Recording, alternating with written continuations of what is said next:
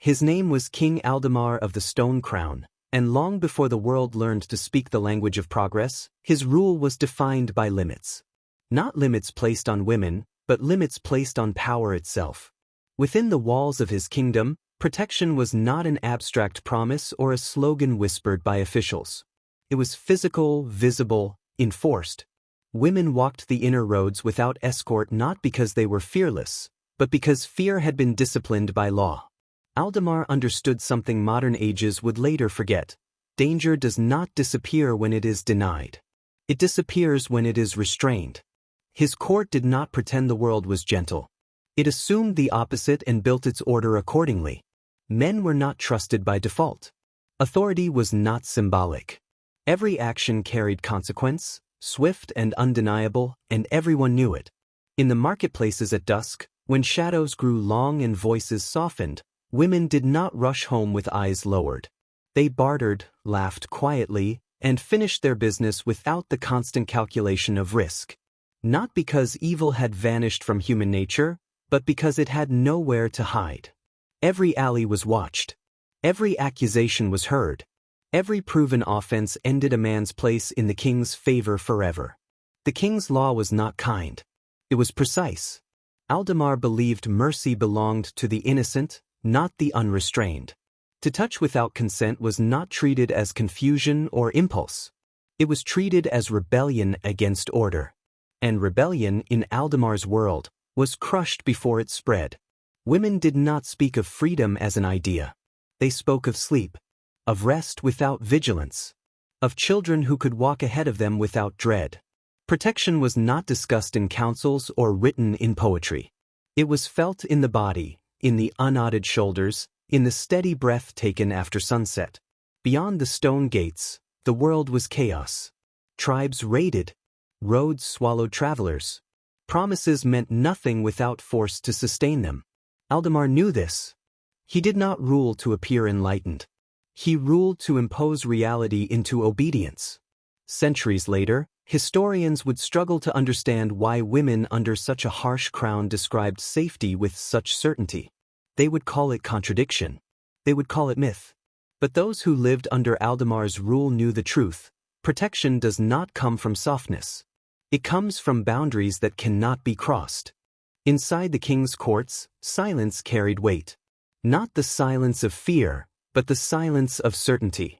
Women who entered Aldemar's halls did not rehearse excuses in their minds or measure every word against possible retaliation. They spoke knowing that the law stood behind their voice, not against it. Testimony was not entertainment. It was command. The king had learned early that protection fails the moment doubt is allowed to linger. So his justice moved without spectacle. There were no long debates to soften guilt, no clever language to blur intent. If a woman accused a man of violation, the burden shifted instantly. The accused did not receive sympathy for his reputation or his strength. He received scrutiny. Ruthless, cold, and final. What shocked outsiders most was not the severity of punishment, but its inevitability. There were no exceptions for rank. No forgiveness bought with gold. A guard, a noble, even a blood relative of the crown, once proven guilty, was erased from public life. Names were struck from records. Faces removed from memory. In Aldemar's kingdom, survival required restraint. Women understood this structure deeply. It shaped how they moved, how they chose, how they lived. They were not told they were invincible. They were told the truth: danger exists, but it is not allowed dominion here. That knowledge changed everything. It allowed trust to grow where fear usually nested. Mothers did not teach their daughters how to disappear.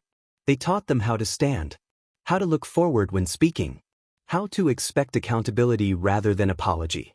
Strength was not defined by endurance of harm, but by the absence of it.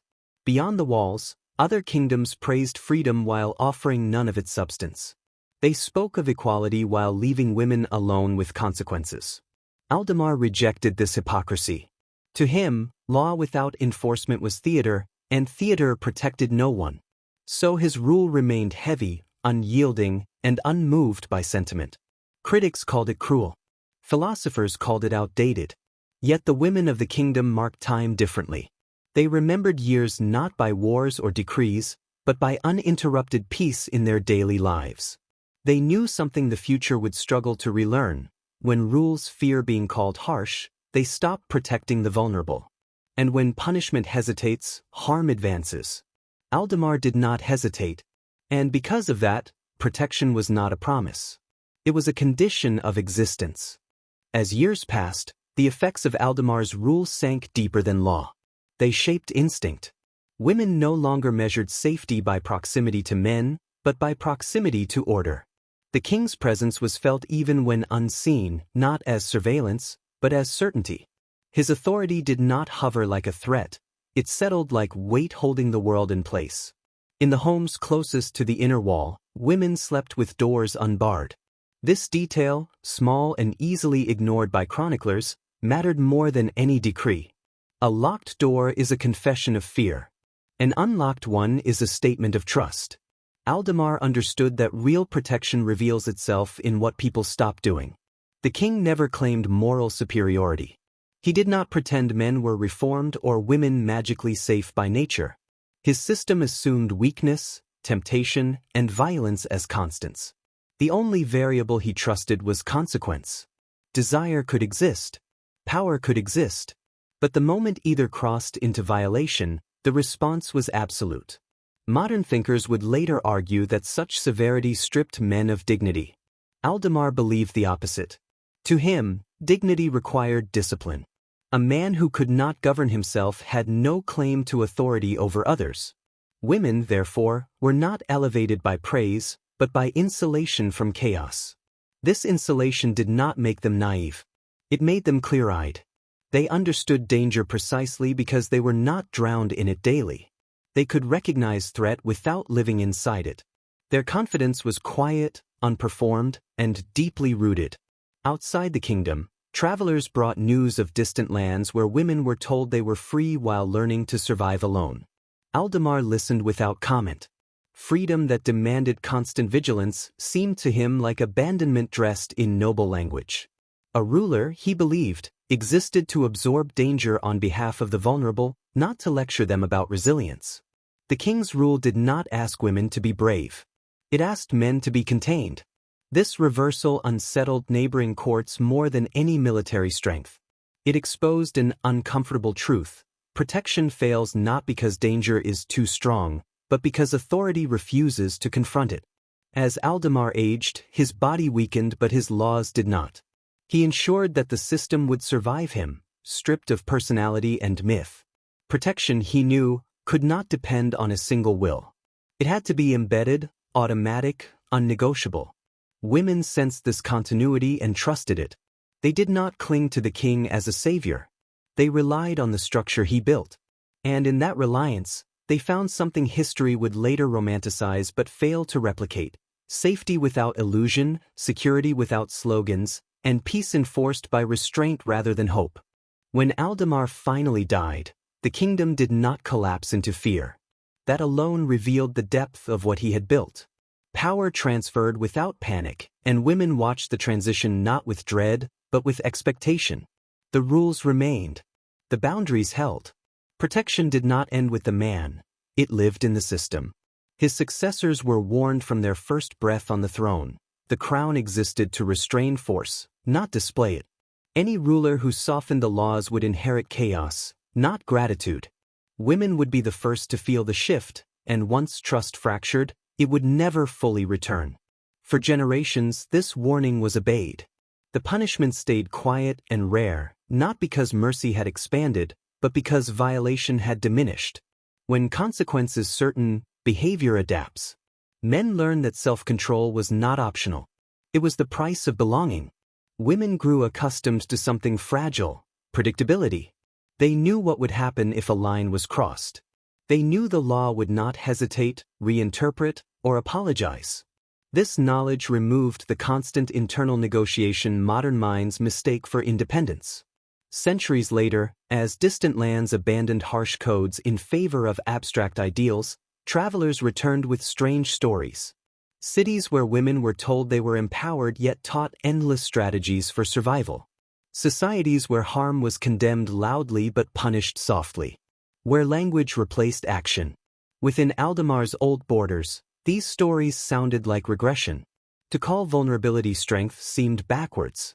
To remove consequence in the name of compassion felt dangerous. Protection, after all, is not about intention. It is about outcome. The elders spoke quietly of this contrast. They remembered when order was unquestioned and safety unperformed. They noticed how easily protection dissolves when it becomes a debate instead of a rule. When enforcement becomes negotiable, danger senses opportunity. What the modern world would later frame as progress, Aldamar's heirs recognized as diffusion of responsibility. No single hand held the weight of protection anymore. Everyone spoke. No one acted decisively. Women under the old rule did not need to narrate their fear to be believed. Fear was assumed, and therefore prevented. That assumption vanished elsewhere, replaced by endless argument about perception, intent, and misunderstanding. And so the kingdom endured, quieter than the world beyond its borders. Not kinder, not softer, but ordered. And in that order, women lived without the burden of constant alertness, unaware that such a condition would one day be labeled impossible, even as it slowly disappeared beyond the walls. Time, however, is patient. Even the strongest structures erode when confidence turns into complacency. Long after Aldamar's name faded from daily speech, his laws remained, but the hands enforcing them began to hesitate. Not openly. Not at first. The hesitation came disguised as refinement, as reason, as the desire to appear evolved. Judges started asking for context where certainty once stood. Intent was weighed more heavily than outcome. Reputation began to soften consequence. Each adjustment seemed small, humane, intelligent. Together, they formed cracks no one wanted to name. Women felt these shifts before anyone else. Not through statistics or proclamations, but through instinct. A glance held a fraction longer. A step behind them that lingered. The old certainty thinned. Doors began to close at night again, quietly, without announcement. The law still existed, but its shadow shortened. Men noticed first, not consciously, but in behavior. Boundaries once immovable began to feel negotiable. And when rules invite negotiation, the aggressive interpret that as permission. Elders warned the council. They spoke of Aldamar, of why the system had worked. They were dismissed as relics, too attached to severity, too fearful of change. The world, they were told, had matured. Restraint could now be internal, voluntary, enlightened. But restraint that depends on character fails where consequence once succeeded. Women adapted as they always had. They altered routes, adjusted hours, lowered voices. The old skills returned, uncelebrated and unspoken.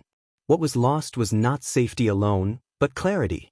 Under Aldamar, women knew exactly where danger ended and protection began. Now the boundary blurred. The law became something to navigate rather than rely on. Outside the kingdom, this pattern was already familiar. Societies praised awareness while withdrawing enforcement. They trained women to manage risk instead of removing it. They called this empowerment. Those who remembered the old rule recognized the lie. Empowerment that requires constant vigilance is simply responsibility shifted downward. True protection lifts that weight. By the time the council acknowledged the change, trust had already fractured. Once women stop believing that authority will act without hesitation, no reform can fully repair the damage. Aldamar's greatest lesson was never written in stone. It was felt in the body. And once that feeling vanished, the kingdom joined the rest of the world, speaking loudly about safety, while quietly relearning fear. As the kingdom drifted closer to the rhythm of the outside world, women learned to read the difference between words and reality. Decrees multiplied. Statements grew longer. Protection became a discussion instead of a condition. The louder the language, the thinner the safety felt. Aldamar's era had required no explanation. Safety had been obvious in its absence of anxiety. Now, fear returned in fragments, small enough to be denied, constant enough to exhaust. It was not a sudden collapse. It was a slow normalization. Men were no longer restrained by certainty, but guided by interpretation. Ambiguity replaced boundaries. and ambiguity always favors the one willing to test it. Women noticed how often accountability dissolved into process, how harm became something to analyze rather than end. The kingdom adopted modern virtues: tolerance, dialogue, complexity. None of them stopped a hand once it crossed a line. They only delayed the response after. Aldemar would have recognized this instantly. To him, delay was failure wearing elegant language. Women began to internalize caution again, though no one told them to. Their bodies remembered. History does not vanish, it sleeps. Routes were chosen carefully. Trust became selective. Safety was no longer assumed. What stung most was not the danger itself, but the denial of it. Under Aldemar, risk was acknowledged openly and crushed. Now it was reframed, softened, debated. To speak plainly about threat was considered unsophisticated, even offensive. The modern world admired this posture. It mistook restraint of speech for restraint of behavior. It believed progress meant less force, forgetting that force once shielded the vulnerable from those who never abandoned it. Women compared eras quietly, often alone. They did not romanticize the past. They remembered its weight, its severity. Yet they could not ignore the difference between living under strict order and living inside constant calculation. Aldemar's protection had been impersonal. That was its strength. It did not require sympathy or belief. It functioned regardless of mood or trend. Modern systems demanded performance, stories, proof, persuasion, before acting. In that demand, women carried a new burden: to convince authority that harm mattered. Under the old rule, harm was assumed intolerable by design. As the kingdom fully merged with the modern age, something subtle vanished. Not law, not rights, but the sense that safety was non-negotiable. And once safety becomes negotiable, history shows who ends up paying the price. The final difference revealed itself not in law books, but in memory. Women who lived long enough to witness both worlds struggled to explain what had been lost. They lacked the language. Modern words were too soft, too abstract. What they remembered was physical, the way their bodies once moved without planning. Under Aldemar, danger had been external, controlled, distant. In the modern age, it became internalized. Fear migrated inward. It lived in anticipation, in habit, in self-monitoring. Protection had shifted from the structure to the individual. This shift was celebrated as maturity. Women were told they were strong for managing risk alone. But strength that replaces protection is not progress. It is compensation. The king's rule had never asked women to prove their worthiness of safety. It assumed it. Modern systems asked endlessly, through behavior, clothing, caution, silence. Safety became conditional. Aldemar had believed that civilization began where impulse ended. His laws forced that ending. Modern society trusted impulse to govern itself, intervening only after damage was done. The difference between prevention and reaction shaped everything. Women remembered nights that felt longer now, streets that felt louder, spaces that demanded attention rather than offering peace. They noticed how vigilance aged them faster than time. What historians would later frame as inevitability was, in truth, choice. Aldemar's world had chosen order over appearance. The modern world chose language over enforcement. One produced resentment but safety. The other produced praise but exposure. Those who lived under the old rule never asked for its return. They knew its cost. But they quietly rejected the claim that the loss was necessary. They had lived the alternative. And that memory endured, passed in fragments, in warnings disguised as stories. Not nostalgia, not myth, but comparison. The ancient king had not been gentle. Yet within his severity, women rested. The modern world promised freedom, yet demanded constant alertness. Between the two, women learned the truth history rarely admits. Protection is not how a society speaks, but how decisively it acts. And when action hesitates, fear returns, regardless of how advanced the world believes itself to be. In the end, Aldemar's rule survived only as contrast. Not as a model to be restored, but as a mirror the modern world refused to face. His kingdom had proven something uncomfortable, Safety is not born from optimism about human nature, but from preparation for its failures. Women did not remember the king as benevolent. They remembered him as dependable. Dependability, they learned, mattered more than kindness. A system that acts without hesitation protects more lives than one that waits to be convinced. The modern world framed protection as something symbolic: campaigns, language, awareness. Aldemar had framed it as obligation. His authority existed to absorb the cost of enforcement so the vulnerable would not have to absorb the cost of risk. That inversion was the heart of it all. When rulers fear appearing harsh, the burden shifts downward. Women pay with vigilance, with caution, with narrowed lives. Aldemar had refused that transfer. He bore the weight of cruelty accusations so others could live unafraid. History prefers narratives of progress. It struggles with truths that move backward in comfort while moving forward in theory. The ancient king disrupted that illusion. He showed that order, once removed, does not evolve, it dissolves. Women who sensed this loss rarely spoke it aloud. The modern world punishes comparison. Yet in private, the memory lingered, a time when safety was assumed, not negotiated. When protection was structural, not performative. Aldemar never sought to be remembered. He ruled as if the world were dangerous, and because of that, it was less so within his walls. The modern age ruled as if danger could be educated away. And in doing so, it left women to manage what authority once contained. That is why the past unsettles the present. Not because it was better in all ways, but because it reveals a choice that was abandoned. The choice to value protection over appearance. Consequence over comfort. Order over illusion. And so the ancient king's rule endures, not in stone or crown, but in the quiet question history keeps asking the modern world.